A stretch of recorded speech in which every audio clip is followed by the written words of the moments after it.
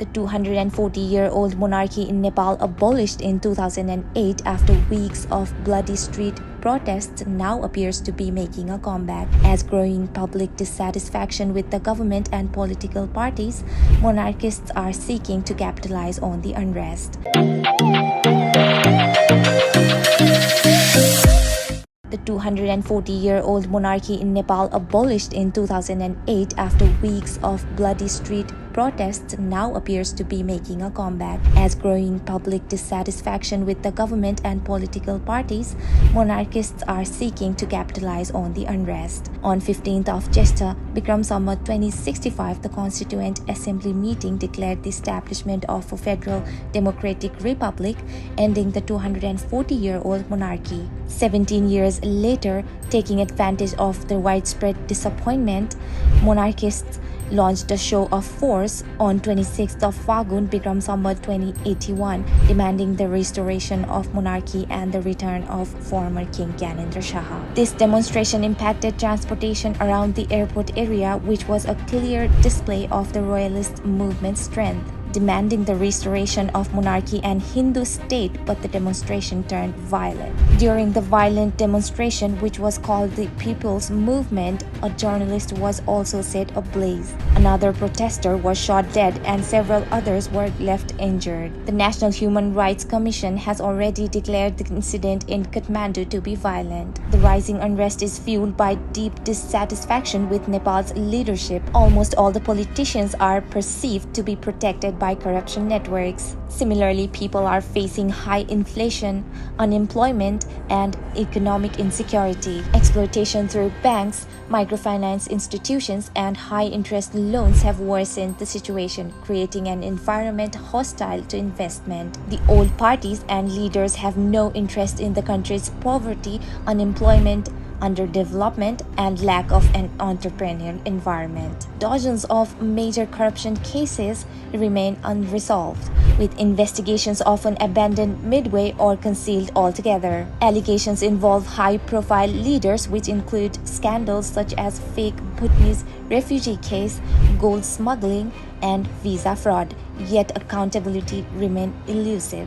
What's more interesting is the joint participation and sharing of shares by the old parties in the major corruption and commissions. The fake Bhutanese refugee case involved leaders of Congress, UML, and Maoists. There was no moral basis for the investigation of Lalita Niwas case. Some innocent people were also made scapegoats and the powerful ones got away with it. Now the involvement of the Home Minister in the visit visa case has emerged, but it seems that the powerful ones will get away with it as well. कार्य सम्पादन समितिको बैठक बसेको हो। त्यो आकस्मिक भन्ने भन्दा पनि नियमित रूपले यत्रो कार्यक्रम भइराखेको छ। त्यसको बीचबीचमा समीक्षा हुन जरुरी छ र अस्तिको दिन र हिजो भएको कार्यक्रमको बृहत रूपमा समीक्षा भयो र कार्यक्रम उत्साहप्रद रहेको र अब आज लगायतका आगामी कार्यक्रमलाई पनि अझै मजबुत बनाउने र आन्दोलन समितिको निर्देशन अनुसार सबै परिचालित हुने भन्ने कुरा भयो। हिजोसम्म निषेधित क्षेत्र नभएको ठाउँलाई राष्ट्रिय प्रजातन्त्र पार्टी लगायतका दल शक्तिहरूको त्यहाँ प्रदर्शन हुन्छ, राजसंस्था पक्षधरहरूको प्रदर्शन हुन्छ भन्ने विषयलाई लिएर निषेधित क्षेत्र घोषणा गर्नु भनेको अब सरकार डरायो र सरकार चाहिँ नै कमजोर भयो भन्ने कुराको प्रमाण हो र हाम्रो आन्दोलन एउटा उत्कर्षतर्फ गइराखेको छ भन्ने कुरा हो। त्यसले चाहिँ हामी दुखी हुनु भन्दा पनि हामीलाई चाहिँ उत्साहित तुल्याएको छ। आम जनसाधारणलाई पनि राजसंस्था पक्षधरहरूको शक्ति र गणतन्त्र पक्षधरहरूको शक्ति जाँच्ने र हेर्ने मौका प्राप्त भएको छ। सायद 15 गते केपी ओलीले आफ्ना कार्यकर्तालाई देशभरिबाट प्रतिवादको लागि काठमाडौँ आमन्त्रण नगर्नु भएको भए, आह्वान नगर्नु भएको भए गणतन्त्रको पक्षमा जनता बेसी छन् कि विपक्षमा बेसी छन् भन्ने कुरा बीचबाट हेर्न पाइदैन थियो। त्यसै गरेर आज पनि यो 2 दिनको आन्दोलनको प्रभाव के रह्यो भनेर हिजोसम्म निषेधित क्षेत्र नभएको ठाउँमा आज सरकारले निषेधित क्षेत्र बनायो भनेपछि यो आन्दोलनसँग यो सरकार डराएको छ र गणतन्त्र झन्झन कमजोर हुँदै गएको छ भन्ने प्रमाणित भएको छ र त्यसले मलाई लाग्छ यसले आन्दोलनलाई कुनै असर गर्दैन, झन् फाइदा पुगेको छ भन्ने मलाई लाग्छ। केही यस्ता खालका चाहिँ चाटुकारहरू निस्किए अहिले त आएर यति बेर अब पृथ्वी पथ अरे पृथ्वी पथबाट गयो भने वीरगञ्ज पुग्ने त हो नि भने हेटौँडा त पुग्ने हो नि पृथ्वी पथ त्यही होइन र के त्रिभुवन पथ हो क्या त्यो पृथ्वी पथबाट गयो भने पोखरा त पुगिने हो यही हो क्या पृथ्वी पथ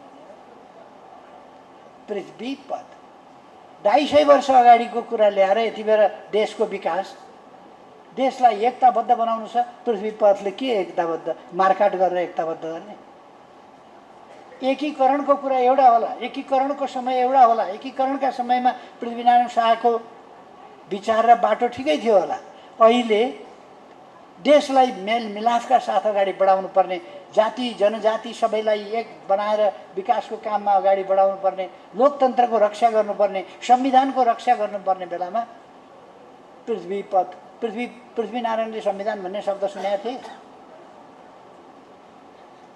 संविधानको रक्षा गर्नुपर्ने बेलामा पृथ्वी पथ कति पुरातन पन्थ्यो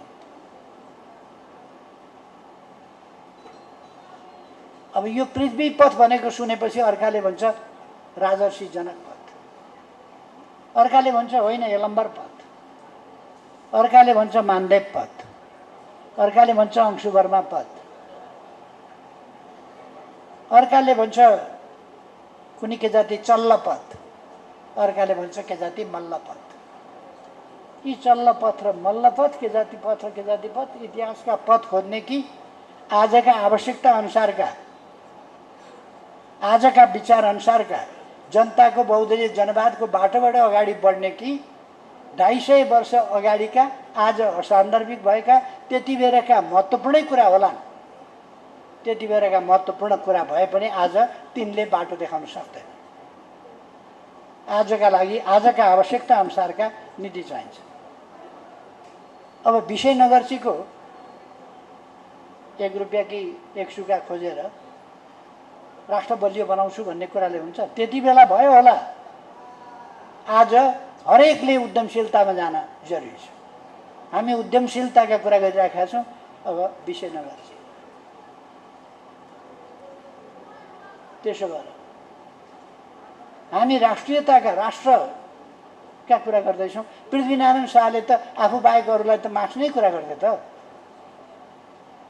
अनि मासेको होइन पृथ्वीनारायण शाहपछि पनि अनेक रजौटाहरू मासेको होइन आज त राष्ट्र जोगाउनु र एकताबद्ध बनाउनु छ त्यति बेर मास्नु र एकीकरण गर्नु थियो अनि उद्देश्य मिल्छ विचार मिल्छ कुरा मिल्छ समय मिल्छ परिस्थिति मिल्छ के किन ल्याए भनेर चाहिँ पृथ्वी पथ 13औं सन्तान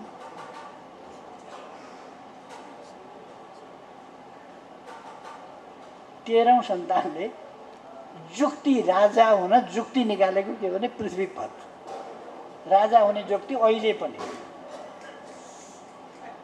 आजको समय राजा रजौटाहरूको समय होइन तानाशाहहरूको समय होइन आज लोकतन्त्र र लोकतान्त्रिकरणको समय हो अझ बढी लोकतन्त्र